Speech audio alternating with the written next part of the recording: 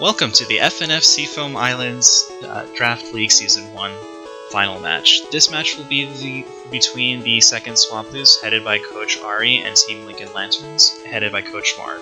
Joining me today for commentary will be Joe of the Atlanta Talaflames. And if you want to say hi. What's going on, everybody? Jay Carlino 14 here. Yes, as Lionheart said, I am a coach of the Atlanta Talaflames right now. I'm going to be seeing these two guys potentially in battle, and I'm looking forward to seeing what they give me in the last battle of Week 1. All right, awesome. And thank you for the correction. I actually accidentally said final battle as though this was like the final battle of the season. We just started. Anyway, before we begin, let's go over the Mega Pokemon and Z Pokemon that are showing up today. So on Ari's side, we actually do see an appearance today with Mega Mawile, and Marv's Mega Gardevoir not making an appearance today. Maybe next time. And for Z attack privileges, we have... Actually, it doesn't look like we have any Z attack privilege Pokemon today. However, we do have Ari bringing Heatran, which has Z any privilege. And yeah, that basically includes the Z privilege Pokemon. Joe, you want to take over for initial thoughts? Not a problem, Lion. So looking at early battle prowess from both of these guys, again, they're looking for their first win. It's the first week of the brand new season. So we're going to be seeing a very intense battle back and forth.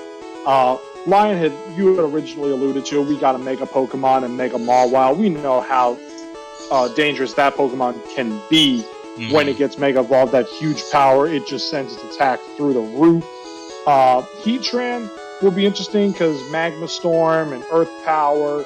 The Snorlax will be interesting to see if Ari decides to run a Trick Room combo with that Slowbro, Trick Room, and then Gluttony Snorlax into Belly Drum. Comfey, interesting Pokemon there, but I'm assuming that might just be there for support, maybe aromatherapy to help out if any burns happen. On Marv's side, we've got a very interesting team. We've got Crobat, very fast, very powerful. We got Vaporeon, a very bulky water type, so it covers the Heatran there, and also the Gligar. We see Tangela, interesting choice on Tangela, but I'm assuming both it and Ari's Gligar might have Eviolite on it. Kyurem, just regular Kyurem, not black nor white, so be interesting to see how that Kyurem works. But the thing that really gives me a early cringe on Marv's side, like cringe to where he has the advantage, is he brought Hippowdon and he brought the Drill. And we know how deadly Excadrill can be when it's in sand. Absolutely, that speed boost and just that sheer power it has with its attack, it's kind of terrifying to behold, especially with, as you mentioned, that Tangela probably is holding Eviolite, so just a really kind of... I would honestly be very intimidated facing Marv as well, if it was me in Ari's position. And we see the battlers, they are giving nice recommendations and compliments towards one another pre-battle, showing good sportsmanship. They both are very respectful of each other's teams. Alright, it's really nice to see. And I was just going to add, potentially, looking at Ari's side, it seems like they've gone more like defensive overall. I mean, you kind of did mention a bit with Snorlax and the berry and everything, but I do want to just point out that Slowbro could potentially have like Regenerator or something, and with Comfey you mentioned as like support, it could potentially draw things out, but it all depends on what Ari actually does choose to use with regards to maybe like Gligar or Heatran and everything. But that concludes my thoughts, honestly. I don't know if you have anything else to say. What do you predict the leads are going to be? I'm predicting we're going to see Hippowdon versus Heatran. I think that's actually really fair. Heatran's a really good Stealth Rock setter, and obviously, if Marv is going for the sand strategy, they want to probably set that up as soon as possible, so I'm going to agree with you on that one. Yep. Alright, and without further ado, let us begin.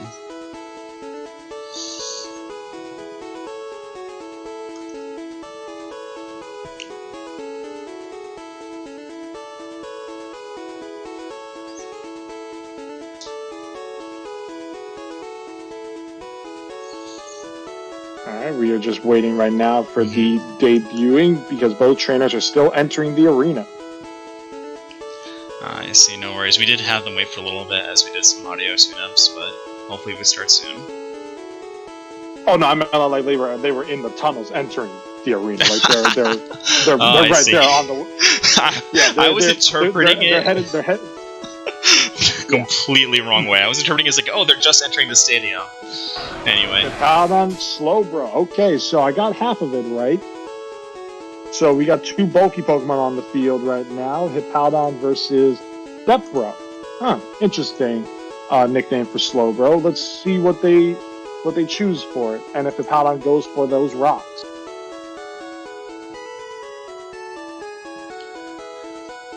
I do love the nicknames that are chosen, at least for these starters, by the way. I love Hungry Boy, makes sense. Hungry Hippos. And of course, Stepbro is kind of interesting. I wonder if there's something going on there. And apparently our fans are, screaming in the stands. I'm hearing one fan saying, "Hungry Boy about to eat all the condiments." Oh, I love this.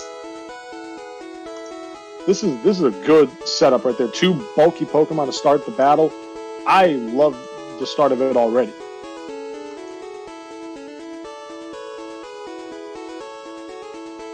It's making you wonder real quick because we're seeing them think because they want to use their moves properly. They don't want to just throw a move out there for lack of better judgment, which is smart. It is. The better you can go with your opponent. It is. It also allows you to run calculations potentially through like the Pokemon Showdown calculator and see what. Ooh, we got a switch and a Trick Room. The Trick Room came out and the Slowbro is lefties. Oh wow. Mom's Spaghetti. That's actually a good one. I like that nickname for Tangela. Oh, same. I did say Trick Room. I did say that Slowbro had Trick Room. So let's see. Is he gonna maybe teleport into the Snorlax? Oh, I hadn't thought of that. That's really. I saw that from Pokeaim. He had done that in his draft league battle with the New York Dreepies. He uses a teleport Slowbro. Nice. Because apparently we all know how teleport used to work in the previous generations. It would only work in wild battles, and it was a worse than a move.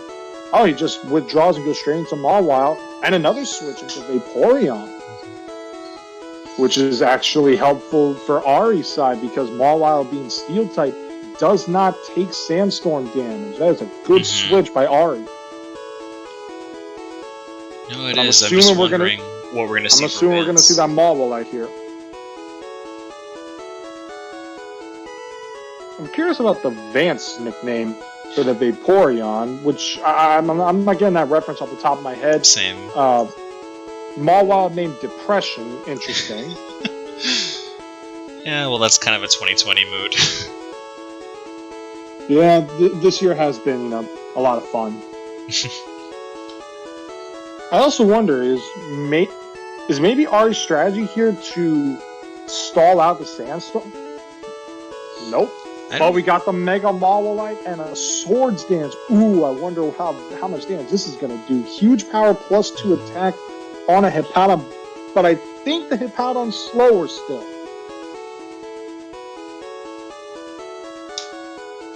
I'm not entirely certain about that. Yeah, with Trick Room, I'm not entirely sure compared to Mega Mawile, but still, that Trick Room's only going to last a few more turns.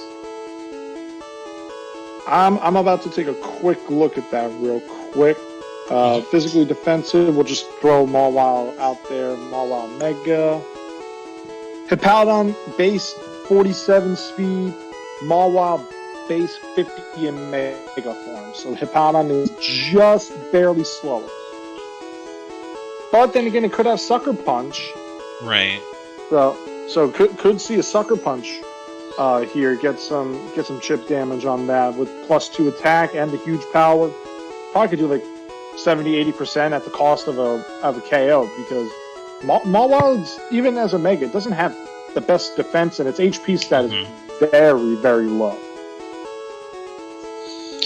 Does it get Draining Punch or Drain Kiss? Mawile, I don't believe so. Well, Training Kiss for the week.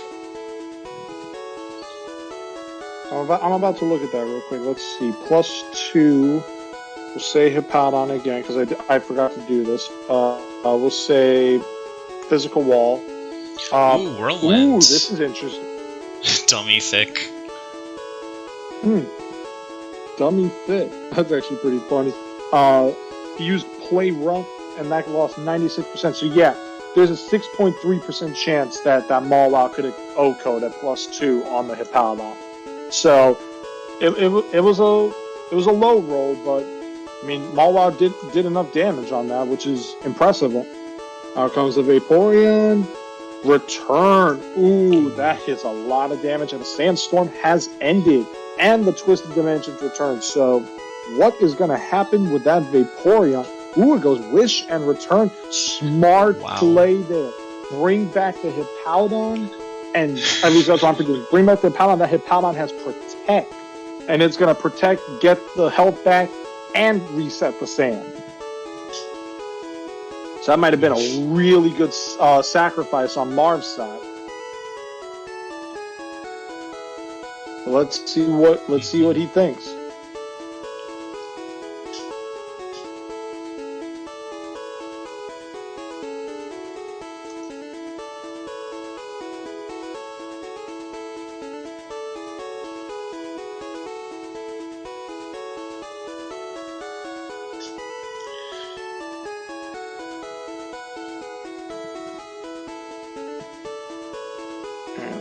Meanwhile, we just kind of have the background music for Vermilion City just kind of playing in the background as these players play 3D chess with each other, trying to figure out what the next one's going to do.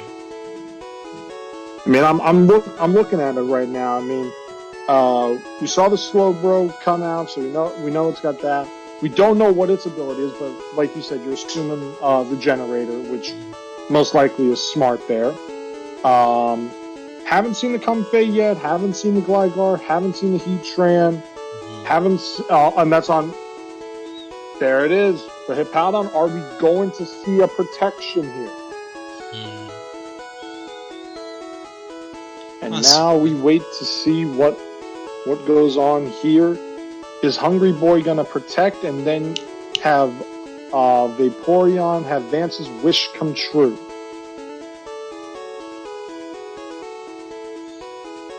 Oh, slack off.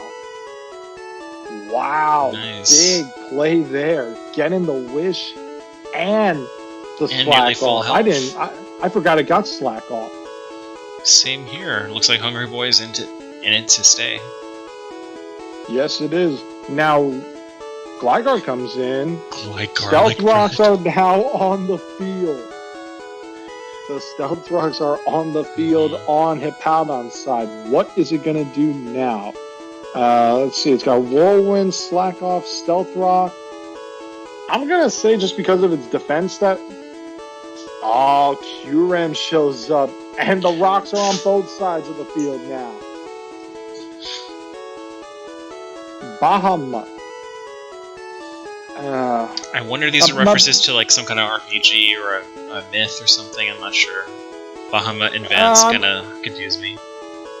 I'm thinking maybe Bahamut, potentially another like a funny way of saying Bah Humbug. I can see that. I guess because it makes me think of I think there's some kind of spirit or demon or something called Baphomet or something. I'm not really familiar with that. But honestly, neither am I.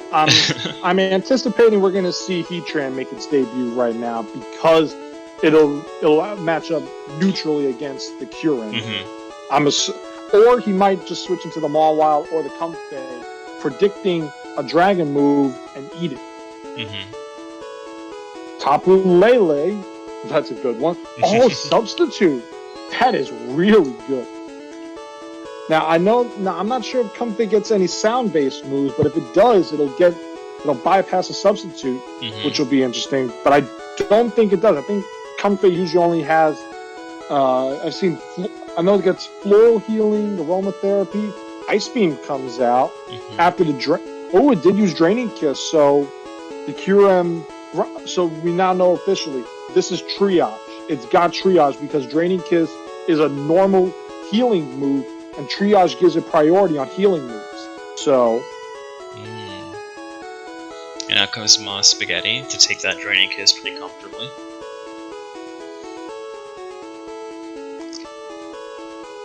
It'll be interesting to see what happens here. I mean, Tangela also gets regenerated too, so it'll be interesting on that side. I'm wondering what. Tangela could have Leech Seeds, so he could probably try and put, like, if like maybe he keeps the Comfey in, he puts it on a timer with Leech Seed or forces a switch into something, or maybe even goes and, like I said, we see the Heatran for the first time.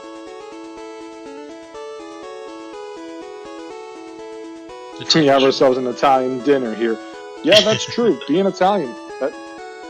We got Calm Mind and Sludge Bomb. The Sludge Bomb. Ooh, that's a good call on Tangela there. It didn't get the roll for the 30% on poisoning, which Carnage.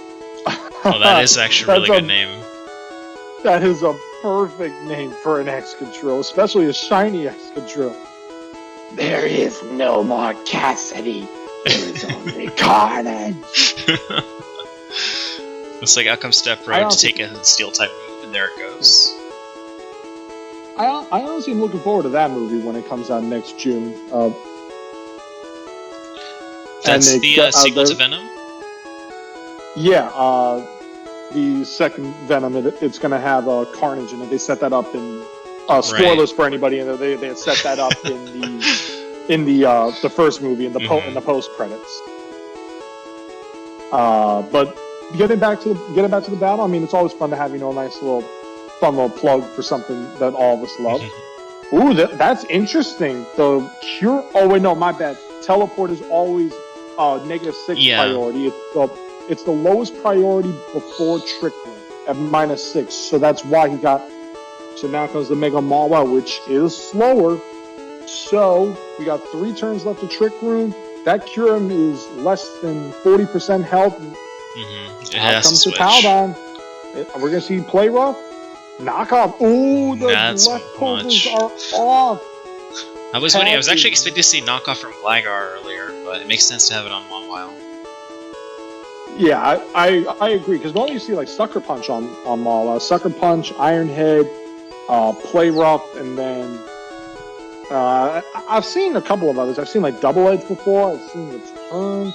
I think I saw like a Fang move.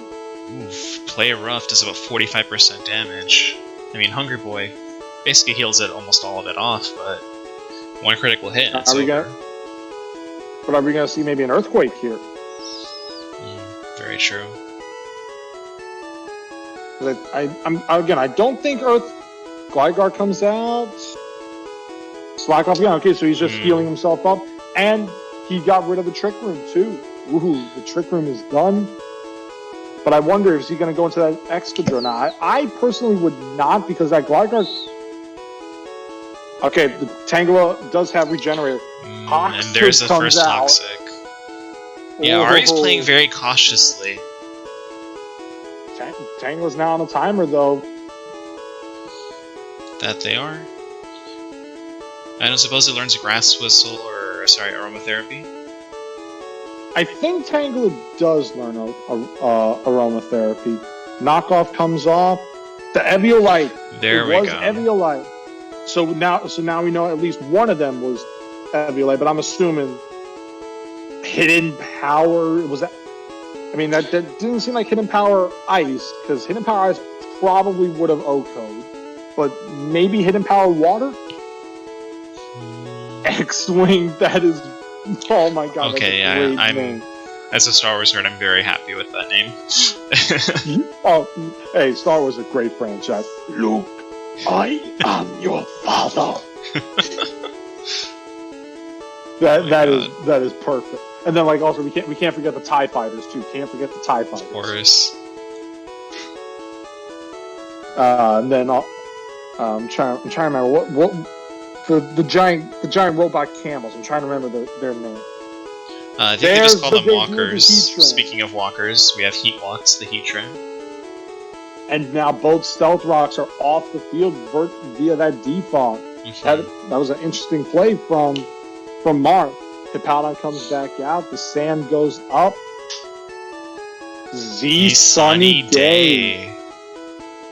Interesting. So now we've got the Z sunny day. The sun is out. I'm assuming we're going to see that Gligar come back out to try to eat whatever Hippowdon's going to do. Unless maybe we see a double switch here.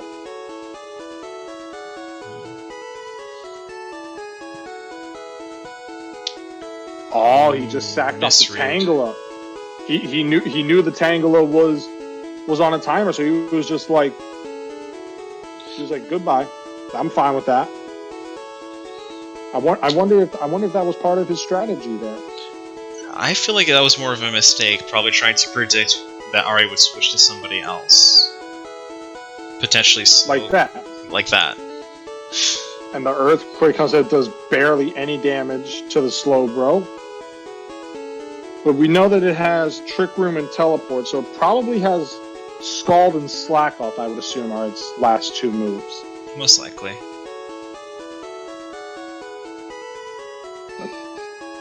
Cure M comes out. Trick Room comes out again.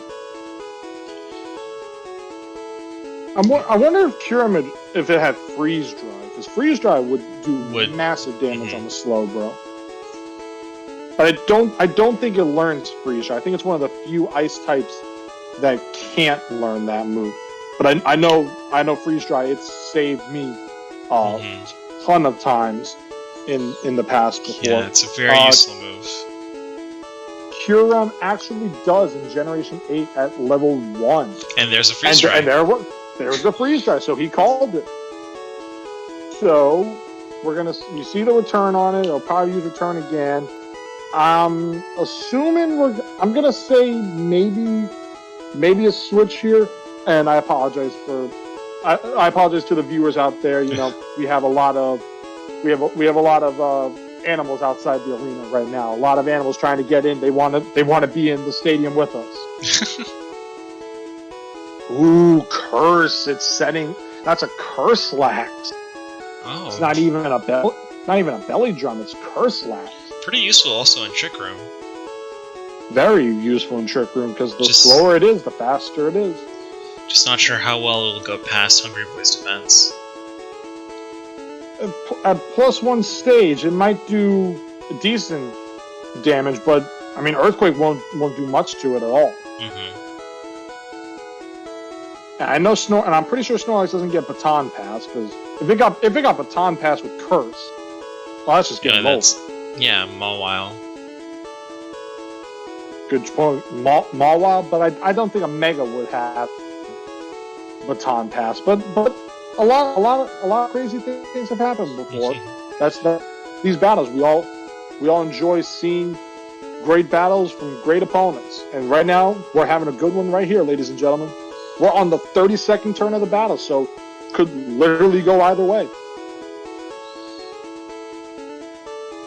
Return comes out. Okay, yeah, Return did a fair amount of damage. Hungry Boy has to recover or switch out. Yeah, and he can't switch out. All right, the Slack Off comes. So Trick Room is now over. So it remains to be seen what Hungry Boy is going to do here. Gligar comes out. Recover. Oh, Whirlwind. Oh, that was a big play on Marv's side. Mm-hmm. Getting some chip damage on that Heat Tramp.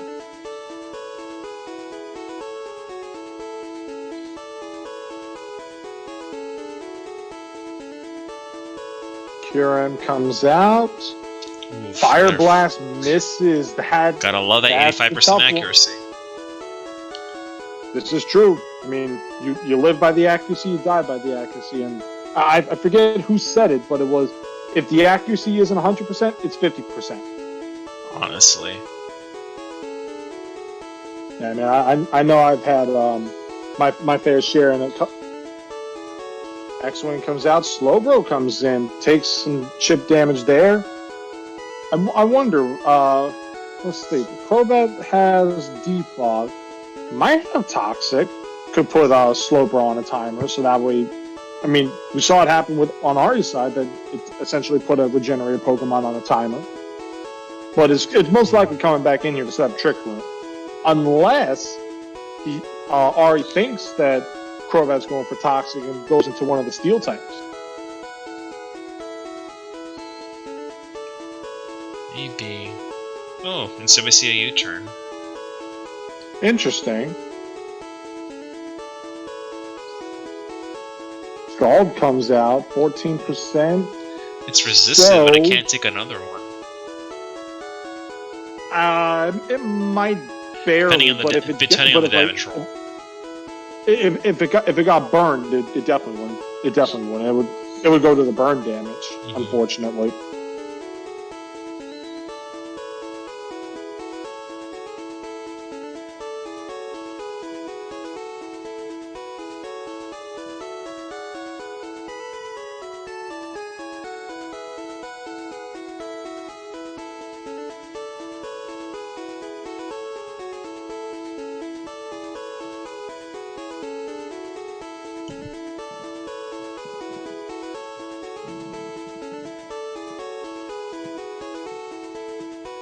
And let's see what they're planning on. Because right now Ari's definitely got the advantage because she's got all 6 of her Pokemon remaining. Meanwhile, the Crobat's at 75%, the Curum's almost down, and both the here comes Snorlax, takes some Stealth Rocks, another Freeze Drop. Ooh! Oh, we got a Freeze! Very lucky for Marv. That happened to me a couple weeks ago. I was battling in my other draft league, and I was battling this dude. He got lucky with his Excadrill that through +2 special attack, or not special attack, +2 attack, he crit my Venusaur when it was maxed and knocked it out. So I'm thinking, okay, I'm gonna lose 4-0 to this Excadrill. I bring in my Porygon Z, and I use Ice Beam. I get the Freeze, and I'm like, I might just be able to come back on this, and that right there could help out Marv right there, because if I'm Ari, I don't think I get rid of. I don't think I bring that Snorlax. I don't recall. But then again, she might have a trick up our sleeve that we're not seeing right now. The question is, what is that trick? Right. I mean, if it gets... Well, Freeze Dry's been a big threat, but the only thing I can see it doing is like a Trick Room and then Maul Wow for another hit, but with Freeze Dry... one thought out in one turn. That's it. One turn Freeze. That is just... I mean, that's unfortunate on Mar's side, but very helpful for Ari. Right. Yeah, Mar's in a little bit of a pinch here. I wonder what could we see now, because I think we're gonna see the Hippowdon just for the sand, unless she switches in Crobat to get get a little bit of extra chip damage on the Snorlax, then use Hippowdon, and then have Excadrill as like a final cleanup while there's the sand still up. Because I did just see that in a different battle on Sylph Spectre's YouTube, that he's doing his True Power tournament, and he did a battle today between Leaf or Green, whichever way you want to refer to her, in the canon versus Blaine, and her Victory Bell nearly cleaned Blaine's house until the sun went out and the Charizard was the last opponent. Yeah, so it'll be interesting to see what Marv decides here, because Ari's proven herself right now. Right now, the fact that Ari hasn't lost a single one of this is actually really impressive for not just the early stage of the season, but also the differential.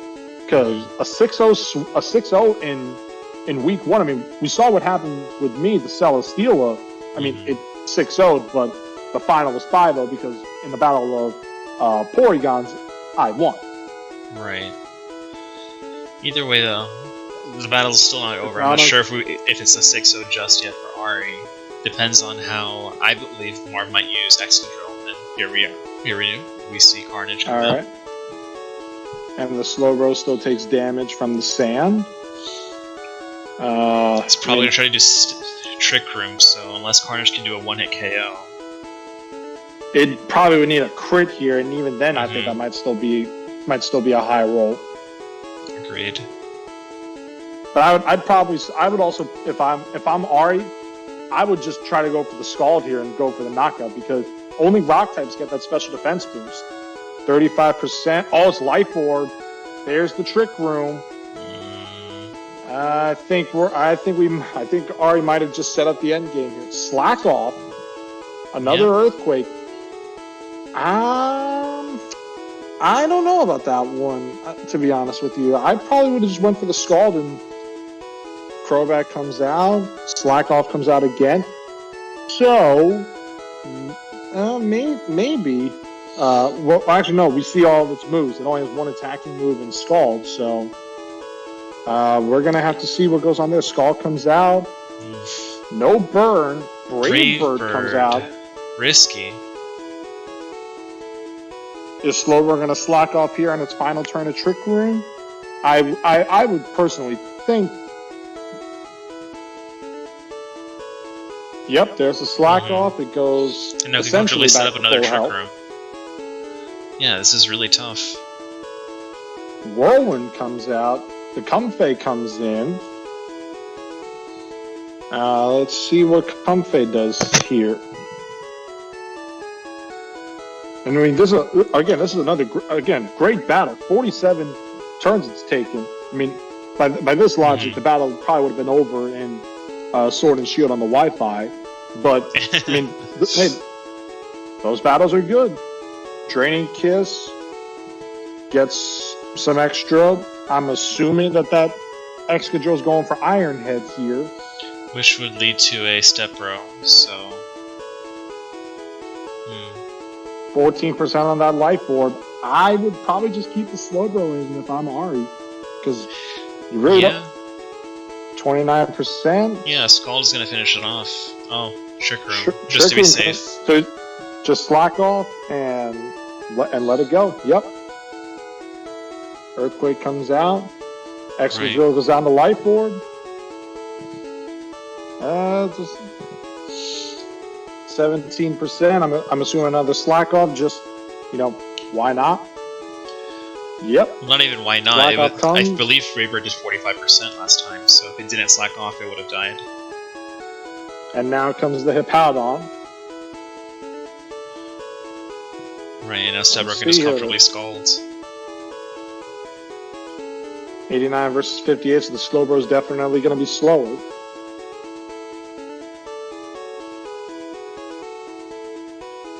Let's see what Ari decides.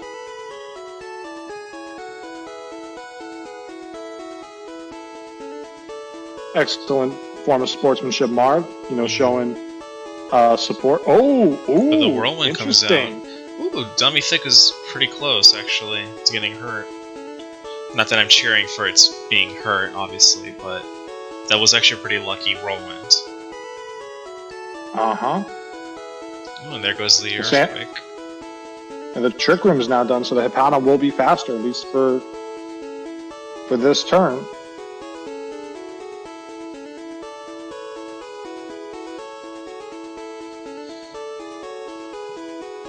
Yeah, Hungry Boy showing how it's functioning very well as a wall. Here comes the Scald. No burn. No burn that time. So makes me wonder, are we just going to see a switch into the Gligar to eat that Earth? There's no need. Oh, no. Yeah. And there's the match. All right. That is the match. That was quite a fantastic game. It is actually a score of 6-0 in favor of Ari versus Marth. And wow, that was, as you said,